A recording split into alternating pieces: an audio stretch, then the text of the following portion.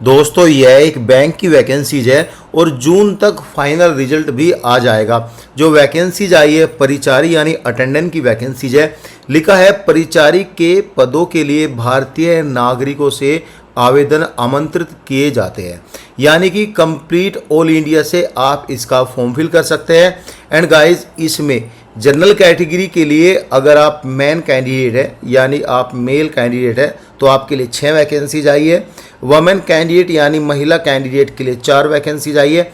ऐसे ही EWS के लिए अलग वैकेंसीज है, SC के लिए अलग वैकेंसीज है, MBC के लिए अलग वैकेंसीज है एंड गाइस BC के लिए अलग अलग वैकेंसीज है।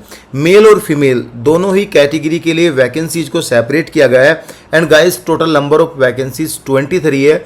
ये जो वैकेंसीज आई है the national central cooperative bank limited से आई है, जो कि बेतिया में है यानी बिहार में है। इसका नोटिफिकेशन 20/3/2026 को आउट हुआ था। अब यहाँ पे ऑनलाइन आपको अप्लाई करना है। जो ऑनलाइन अप्लाई करना है 22/3/2026 से लेके 30 अप्रैल 2026 तक आपको ऑनलाइन अप्लाई करना है। एंड गाइज यहाँ पे जो यानी परीक्षा शुल्क है यानी जो आपकी फ़ी है वह फ़ी 2/5/2026 तक आप यहाँ पे कर सकते हैं। एंड गाइज परीक्षा की तिथि जो है यानी एग्ज़ाम डेट जो है 24/5/2026 है। एंड गाइज लिखा है जो रिजल्ट है वह 27/5 से लेके 28/5/2026 में रिजल्ट घोषित कर दिया जाएगा। इवन गाइज यहाँ पे जुलाई तक आपका चयन हो जाएगा। एंड गाइज जो इंटरव्यू होगा यहाँ पे लिखा है इंटरव्यू की जो तिथि है वह तिथि एग्ज़ाम के विदिन वीक के अंदर हो जाएगी।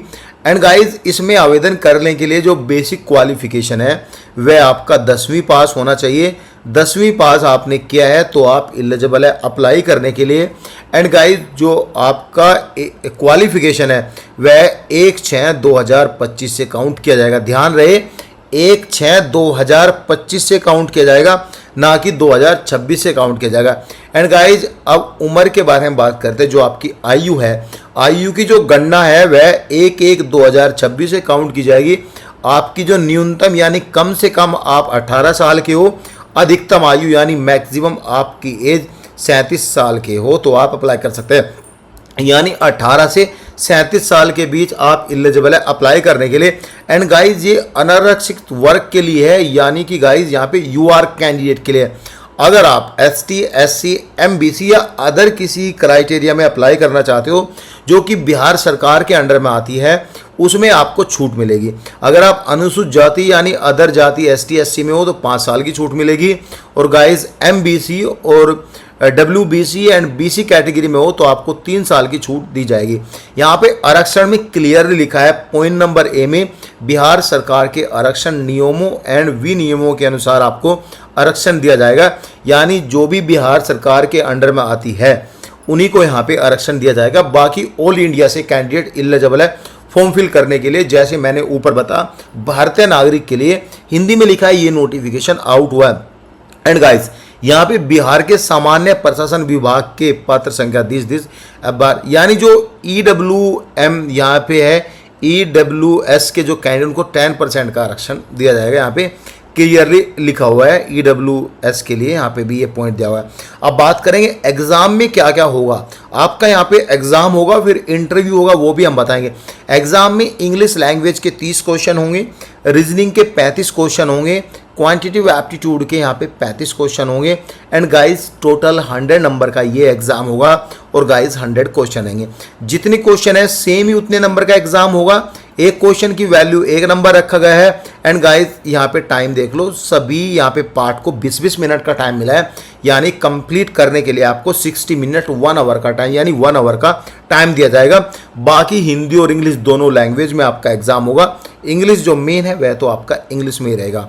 MCQs क्वेश्चन रहेंगे, मल्टीपल चॉइस क्वेश्चन रहेंगे, बहुविकल्पीय क्वेश्चन भी बोल सकते हो आप। एंड गाइज यहाँ पे 0.25% यानी 1/4 नेगेटिव मार्किंग रहेगी। 4 क्वेश्चन गलत करने पर आपका 1 नंबर काट लिया जाएगा। अब यहाँ पे क्लियरली लिखा है लिखित परीक्षा का जो वेटेज है वह 80% रखा गया है।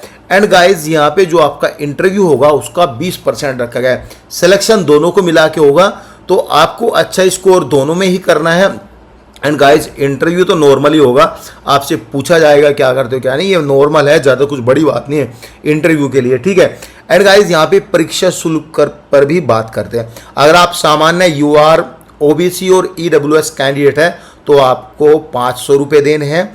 अगर आप ST SC कैंडिडेट है तो आपको यहाँ पे 300 रुपये यहाँ पे करने हैं। बाकी यहाँ पे वुमेन कैटेगरी के लिए क्राइटेरिया नहीं रखा गया है। वुमेन कैटेगरी एज पर दी क्राइटेरिया यहाँ पे फी पे करेगी। एंड गाइज यहाँ पे ये सब दिया हुआ है, फॉर्म की डेट यहाँ पे अगेन दिया हुआ है।